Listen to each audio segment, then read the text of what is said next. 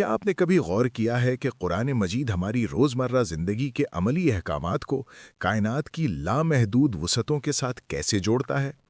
7ویں پارے میں ہمیں ظاہری قوانین اور باطنی طہارت کا ایک ایسا ہی خوبصورت اور دل نشین امتزاج ملتا ہے۔ آئیے آج کے اس سفر میں ہم اس پارے کے مرکزی پیغامات پر غور کرتے ہیں۔ اس پارے کا آغاز سورہ المائدہ کے آخری حصے سے ہوتا ہے، جہاں حق کی تلاش اور اسے قبول کرنے کا ایک نہایت جذباتی منظر کھینچا گیا ہے۔ قرآن ان حق پرستوں کی تعریف کرتا ہے جن کے سامنے جب اللہ کا کلام پڑھا جاتا ہے تو سچائی کو پہچان کر ان کی آنکھیں آنسوؤں سے چھلک اٹھتی ہیں اور وہ پکار اٹھتے ہیں کہ اے ہمارے رب، ہم ایمان لائے، ہمیں گواہی دینے والوں میں لکھ لے۔ سچا ایمان دل میں نرمی پیدا کرتا ہے، اسی لیے یہ پارہ ہمیں دین میں اعتدال سکھاتا ہے۔ اللہ نے جو پاکیزہ اور طیب چیزیں حلال کی ہیں، انہیں خود پر حرام کر کے غلو اور رہبانیت اختیار کرنے سے سختی سے روکا گیا ہے۔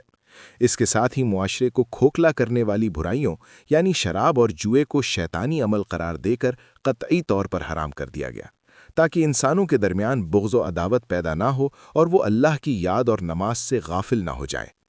زندگی کو پاکیزہ بنانے کے بعد کلام کا رخ کعبے کی حرمت اور احرام کے احکام کی طرف مڑتا ہے۔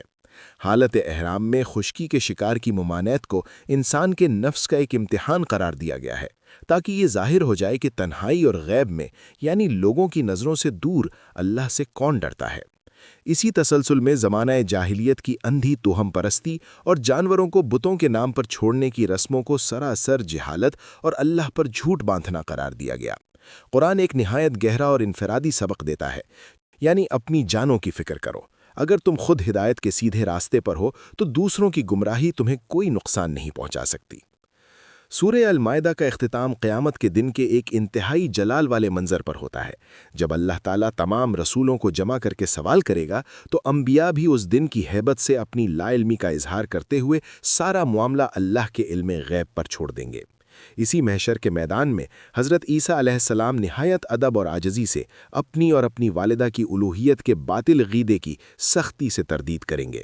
وہ اقرار کریں گے کہ ان کے تمام معجزات جیسے مٹی سے پرندے بنانا، اندھوں کو بینا کرنا یا مردوں کو زندہ کرنا صرف اور صرف اللہ کے اذن اور اس کی دی گئی طاقت سے تھے، اور یہ کہ تنہا اللہ ہی دلوں کے بھیدوں کو جاننے والا ہے۔ پھر مکی سورت سورہ الانعام کا آغاز ہوتا ہے اور کلام کا رخ زمین کے قانونی احکامات سے اٹھ کر آسمانوں کی وسعتوں اور خالص توحید کے شاندار بیان کی طرف چلا جاتا ہے۔ اللہ کی قدرت اور علم کا یہ عالم ہے کہ غیب کی تمام چابیاں صرف اسی کے پاس ہے۔ وہ زمین اور سمندر کے ہر ذرے کو جانتا ہے۔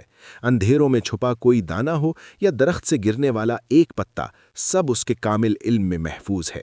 اس صورت میں ہمیں یہ بتایا گیا ہے کہ دنیا کی یہ زندگی محض ایک عارضی کھیل تماشا اور دھوکہ ہے، جبکہ اصل اور ابدی کامیابی آخرت کی زندگی ہے جو پرہیزگاروں کے لیے تیار کی گئی ہے۔ اسی پارے میں حضرت ابراہیم علیہ السلام کا وہ عظیم الشان عقلی اور منطقی استدلال بھی موجود ہے، جب انہوں نے ڈوبتے ہوئے ستاروں، چاند اور سورج کو دیکھ کر اپنی قوم کے سامنے شرک کو باطل ثابت کیا۔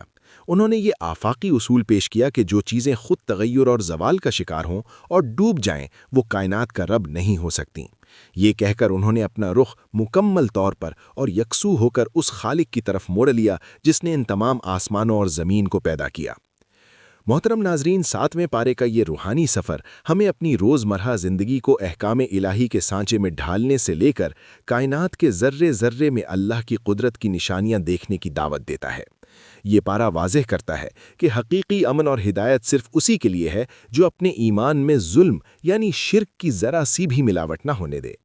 کیا ہم نے کبھی درخت سے گرتے ہوئے ایک سوکھے پتے کو دیکھ کر یا رات کے اندھیرے میں چمکتے ستاروں پر غور کر کے اپنے خالق کے اس بے پایان علم اور عظمت کو محسوس کیا ہے؟ اللہ تعالی ہمیں قرآن پاک کی ان گہرائیوں کو سمجھنے، اپنی زندگیوں میں اعتدال لانے اور حضرت ابراہیم علیہ السلام کی طرح خالص توحید پر قائم رہنے کی توفیق عطا فرمائے۔ آمین۔